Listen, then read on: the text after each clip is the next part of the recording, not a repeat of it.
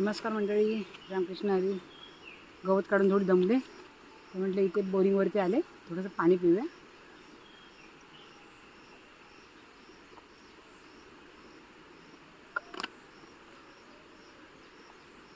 आका आणि बुवा दोघंजण गवत काढते. तोंड धुतलं, टिकलीसुद्धा पडली. खूप गरम झालं.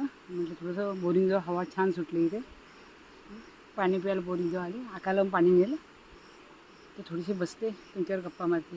काल आमच्या इथे 10वं होतं, तर वारकरी होते ते बाबा.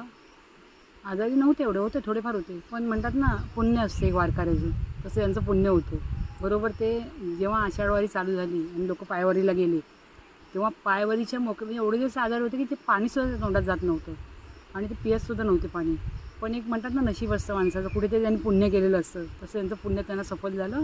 आणि वारकरी, आमच्या गावातले वारकरी पायवारीला दिंडीला गेले होते.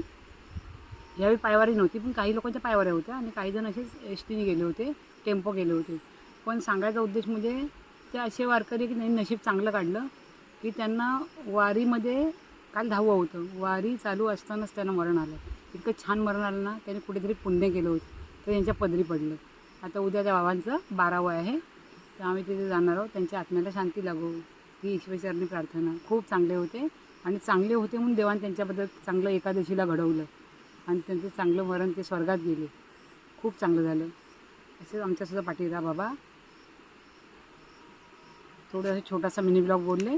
आवडला तर चॅनलला नक्की लाईक शेअर सबस्क्राईब करा. धन्यवाद.